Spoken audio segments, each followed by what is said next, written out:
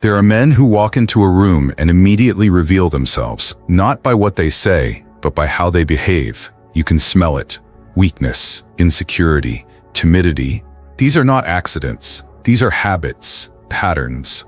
The world is a chessboard, and most men are pawns pretending to be kings. They wear the clothes, flash the smile, speak in empty confidence, but underneath, they're exposed. And the Machiavellian mind sees right through it. It doesn't need hours of conversation. It doesn't need a dossier. All it takes is 5 minutes, 5 behaviors, and the entire structure of a man collapses under scrutiny. You see, Machiavelli never said, trust words. He said, observe actions. And in a world where everyone is posturing for dominance, the man who can identify weakness instantly holds the upper hand in every arena. Business, war, relationships, negotiations, even survival. This isn't about judgment, it's about power. Because if you can see weakness, you can control it. If you can hide your own, you become untouchable. This video is not for the comfortable. It is not for the emotionally fragile. This is a weapon, a manual, a psychological toolkit for those who understand that the true game is not about being liked, it's about not being exploited. So pay close attention, because we're about to break down 5 behaviors that instantly expose weak men and how Machiavellian minds use this knowledge to dominate silently. But before we dive deeper, if you're the kind of person who's done being manipulated, underestimated, or taken for granted, then you're exactly who this channel was built for. Hit the subscribe button now and turn on the video notification icon. Now let's get to those weak behaviors that have kept you in chains instead of freedom. Behavior number 1. Over-apologizing. Weak men apologize for things they never should, not out of integrity but out of fear. They walk into a room and say sorry before they even speak. They apologize for asking questions, for having opinions, for taking up space. This isn't humility, it's self-erasure. Every time a man says sorry without necessity, he's unconsciously declaring, please don't hurt me, please accept me, please let me stay. That is submissive signaling, plain and simple. It doesn't build trust, it signals inferiority. And in social dynamics, that's blood in the water. Apologizing has a role, but it's strategic, not compulsive. Powerless men don't know the difference. They apologize not to make things right, but to protect themselves from confrontation. It's a survival instinct carried over from childhood, when obedience was safety. But in adult life, that instinct becomes a liability. Because here's the truth. The modern world is built on dominance hierarchies, whether in business, relationships, or social circles. And the man who over-apologizes signals his place at the bottom. This behavior has deep evolutionary roots. In primate groups, lower-status males use submissive displays to avoid aggression from dominant males. Apologizing, bowing the head, avoiding eye contact, it's all about avoiding punishment. It's not strength, it's not virtue, it's fear-based survival. And in today's world, the same dynamic plays out, just with suits and smartphones instead of fangs and fur. Watch how people react to an over-apologizer. They don't respect him more.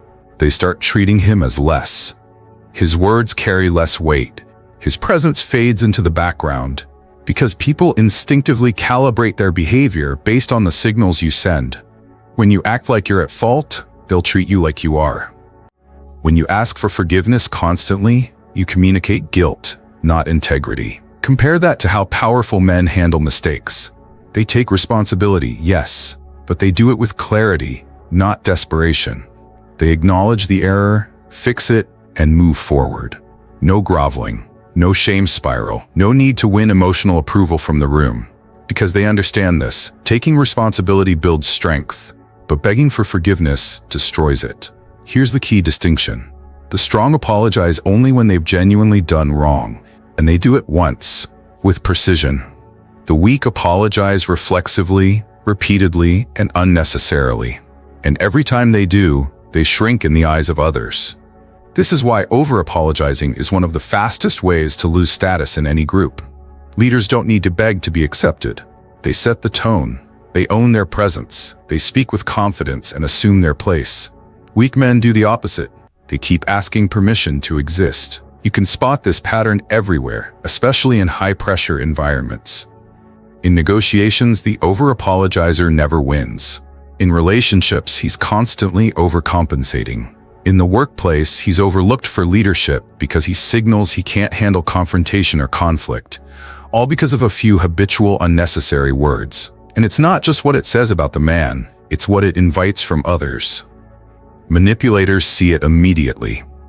They recognize the man who's afraid of tension, who apologizes to diffuse discomfort, who would rather surrender his position than risk rejection. That's who they target.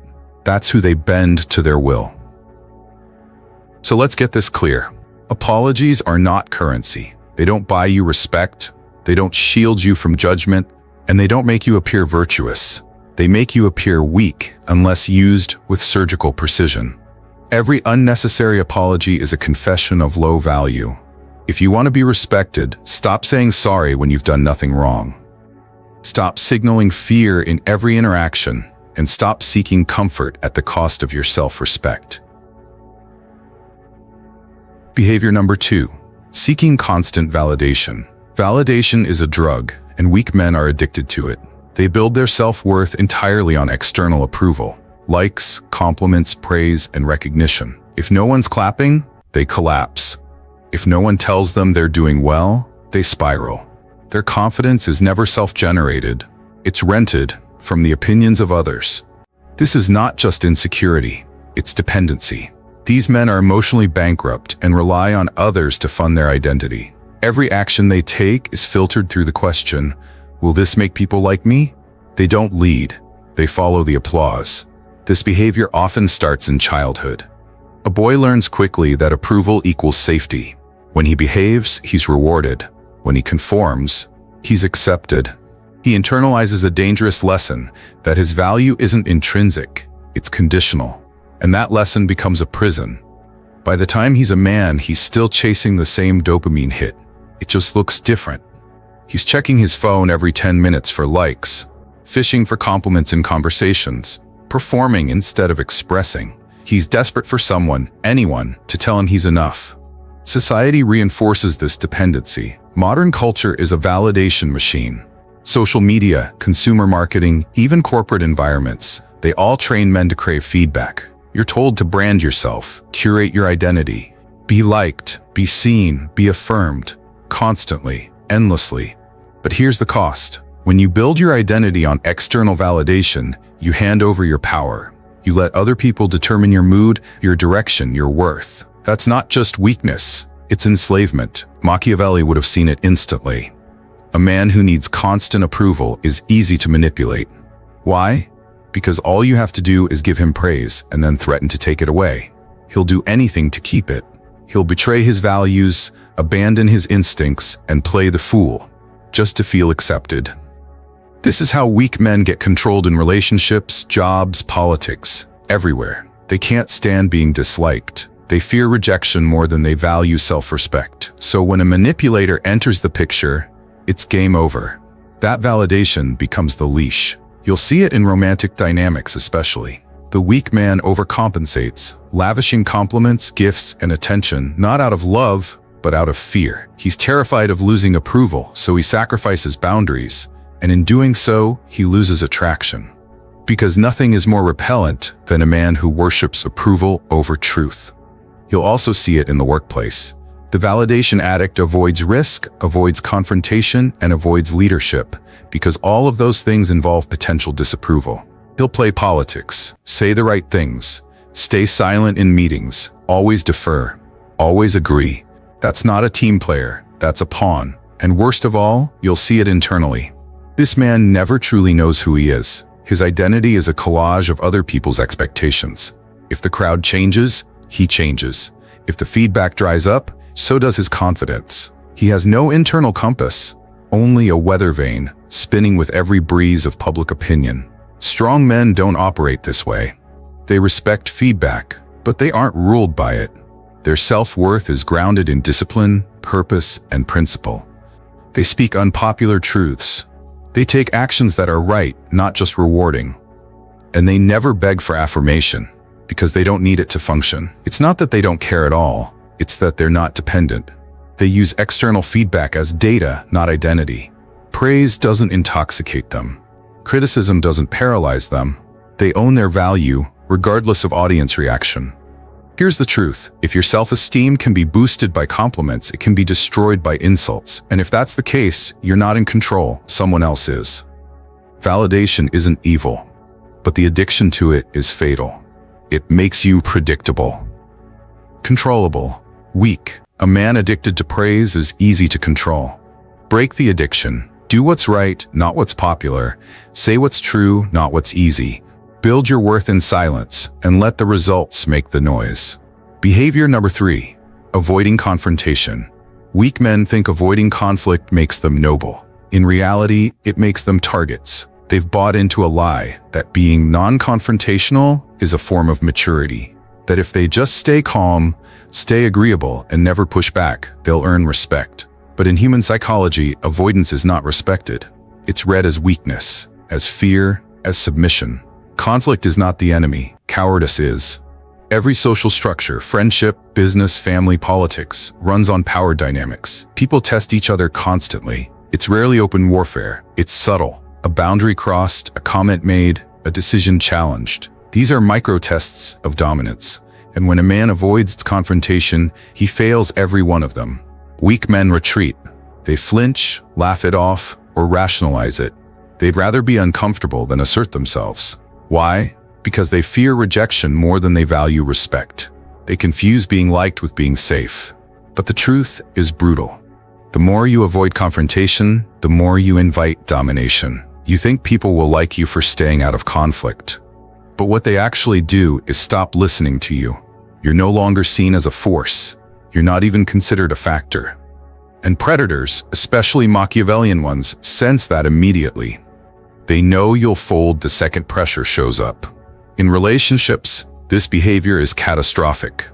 The weak man tries to keep the peace by never challenging bad behavior. He lets disrespect slide. He tolerates manipulation. He says yes when he wants to say no. And every time he avoids that necessary confrontation, he teaches others one thing. I have no spine. Walk all over me. It doesn't matter how kind or loyal he is. He'll still lose respect, because boundaries define value. And if he won't enforce his, he signals that his value is negotiable. In business, the same principle applies. A man who can't confront a colleague, challenge a bad decision, or defend his work is not seen as collaborative. He's seen as expendable. He becomes the employee who always agrees, always bends, and never stands up. His voice becomes irrelevant. His position becomes replaceable. Let's be clear. Confrontation doesn't mean aggression. It's not rage. It's not emotional outbursts. That's just another form of weakness pretending to be strength. Real confrontation is calm, controlled, and firm. It's setting the record straight without flinching. It's saying no when it's unpopular. It's calling out what's wrong, even if it costs you. Strategic confrontation is power under control. It sends a clear message. I'm not here to start wars, but I'm not afraid of one either. That's the mindset that commands respect. Not fear, not compliance, but genuine respect. Because people trust men who aren't afraid to defend their values. Avoiding confrontation may keep things quiet, but it also keeps you small. You lose territory without even realizing it. One boundary at a time. One silence at a time. Until one day you look up and realize you're surrounded, dominated, disrespected, invisible. And that's exactly where the manipulators want you. They love a man who avoids conflict, because he won't call them out. He won't challenge their control. He'll stay quiet while they move the pieces, and then thank them for it. This is the hard truth. If you avoid battles, you lose territory. Every time you dodge a necessary confrontation, you shrink. Every time you flinch, you teach others to test you more. And every time you stay silent, your authority erodes. Strength isn't in never fighting. It's in knowing when to fight and having the courage to do it clean, firm, and unapologetically. So stop confusing cowardice with kindness. Stop mistaking fear for peacekeeping. A man who never confronts doesn't live in peace. He lives in quiet defeat. Bookmark. Behavior number 4. Oversharing emotions. There's a lie spreading in modern culture that emotional transparency is always strength. It's not. Weak men confuse emotional honesty with emotional dumping. They believe that broadcasting every feeling makes them authentic, that crying in front of strangers proves courage, that exposing their wounds earns connection. But here's what actually happens. They expose themselves to be exploited. Because in real power dynamics, oversharing emotion isn't strength, it's vulnerability without discretion. And the moment you bleed in front of the wrong audience, the wolves start circling. Weak men overshare to gain sympathy, not clarity. They're not expressing, they're performing. Hoping someone will validate their pain, hoping someone will hold them, reassure them, or take away the burden of responsibility. It's not expression, it's a covert cry for rescue.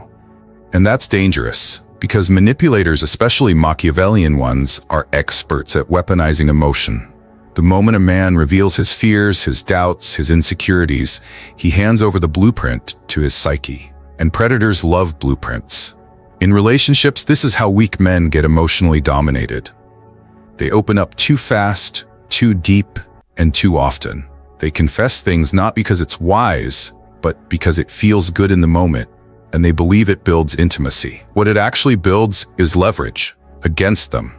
They give away their pain points, their trauma, their emotional triggers, and when things go south, that information is turned against them. What once seemed like bonding becomes ammunition. In business, it's the same. Oversharing doubt or fear in the wrong room can destroy your authority. You think you're being real, but what your peers hear is instability. What your enemies hear is weakness, and what your superiors see is someone not in control of himself, someone they'll never promote. Now, let's be clear. This is not a call to suppress emotion. Emotional suppression is a ticking time bomb. But control is not suppression. It's mastery. Strong men feel deeply, but they don't bleed publicly. They process internally or with a trusted few. They speak when it's strategic, not when it's impulsive. They understand timing, context, and consequence. Because real strength isn't about not having emotion, it's about commanding it. Knowing when to share, with whom, and why. Anything less is self-sabotage disguised as being open. Machiavelli understood this instinctively. He wrote that a leader must appear compassionate, but remain calculating. The same is true for all powerful men. They don't let the world into their internal chaos. They present composure even when the storm is raging inside. Because here's the truth. When a man loses emotional control, he loses tactical control. And once you lose that, you're no longer a player. You're a piece on someone else's board. Look at how predators assess targets. They test emotional stability. They poke and prod. If you react wildly, you're marked. If you reveal too much, you're mapped. Weak men give away the coordinates to their psychological fortress, then wonder why they keep getting invaded. In every arena, dating, power, negotiation, leadership, emotional discipline is a competitive advantage. The man who controls what he shows, when he shows it, and who he shows it to, controls outcomes. And here's what most men miss. Oversharing doesn't just repel predators, it also repels respect. Because composure is currency. And when you throw your emotional state around like loose change, people stop valuing it. So what's the correction? You become the man who feels, but filters. Who has depth, but discernment. Who understands that every emotion is data, but not all data should be broadcast. You don't owe the world access to your inner world. Remember, when you bleed in public, the wolves start circling. Behavior 5. Passive-aggressive communication. Passive-aggressive behavior is the coward's substitute for confrontation. It's the preferred language of men too afraid to speak directly, too insecure to assert themselves, and too weak to own their position. Instead of saying what they mean, they pout. They sulk. They drop veiled insults disguised as jokes. They weaponize silence and sarcasm. It's communication without clarity, emotion without courage, and it signals instantly that you are not to be taken seriously. Here's what makes it so corrosive. Passive aggressiveness is not just poor communication, it's self-sabotage. It's a behavior that screams, "I want power, but I'm too scared to claim it directly." So the weak man tries to get it sideways, underhanded, hoping nobody notices. But everyone always does. People may not call it out, but they sense it. And when they do, respect evaporates. Strong men communicate directly, even when it's uncomfortable. They say what needs to be said with precision and control. They set boundaries clearly. They address problems head-on. Why? Because clarity is power, and cowardice in speech is weakness on display. Weak men, on the other hand, hide behind implications. They complain without naming the issue. They hint without committing. They express anger through delayed responses, backhanded compliments, and subtle sabotage. It's indirect warfare, and it always backfires. In a Machiavellian context, passive-aggressive men are the easiest to manipulate. Why? Because they don't know how to confront. They'll complain privately, but comply publicly. They'll stew in resentment, but never revolt. And when someone stronger confronts them, they fold instantly. They're easy to dominate because their behavior shows they don't trust their own voice. It's not just about what they say, it's about what they don't say. And predators pick up on this fast. They test a man's communication strength early. If he won't address problems directly, he's marked. If he avoids hard conversations, he's seen as someone who can be sidelined, ignored, or exploited. In leadership, passive aggressiveness is poison. It erodes team morale, breeds confusion, and kills respect. Subordinates don't trust it. Peers resent it. Superiors see it as emotional immaturity.